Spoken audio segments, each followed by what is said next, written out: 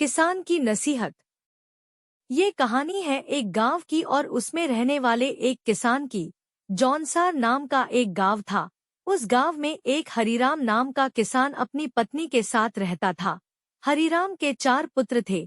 हरीराम अपने खेत में खेती कर अपना और अपने पूरे परिवार का पालन पोषण अच्छे से कर पा रहा था। हरीराम के चारों बेटे नालायक थे और कुछ काम नहीं किया करते थे।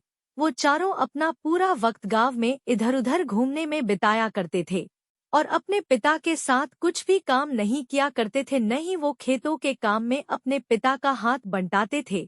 हरीराम इस बात को लेकर बहुत परेशान रहता था। वह अपनी पत्नी से हमेशा कहता कि ये लोग कभी भी खेत पर काम करने नहीं आते, पूरा दिन बस अपना समय बर्बाद करते रहते हैं।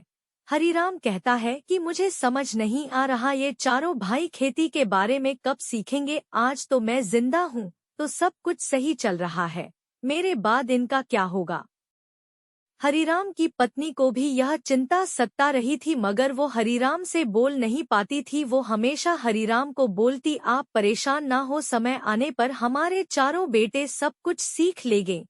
एक दिन अचानक हरीराम की तबीयत खराब होने लग जाती है और धीरे धीरे वह बहुत ज्यादा बीमार हो जाता है। हरीराम को अपने बेटों और पत्नी की चिंता बढ़ती जाती है कि अगर मुझे कुछ हो गया तो मेरे बाद इन लोगों का क्या होगा। इसी चिंता में हरीराम ने अपनी पत्नी से कहा कि चारों बेटों को मेरे पास बुलाओ, आज मुझे उनसे कुछ बात करनी है और तुम भी मेरे पास ही बैठो। हरीराम की पत्नी चारों बेटों को बुलाकर वहीं बैठ जाती है। हरीराम ने धीरे से अपने बेटों से कहा, सुनो बेटो, मैं आज तुम लोगों को एक राज की बात बताता हूँ, ये बात किसी से मत कहना। मैंने अपनी पूरी जिंदगी की कमाई खेत में गाड़ रखी है।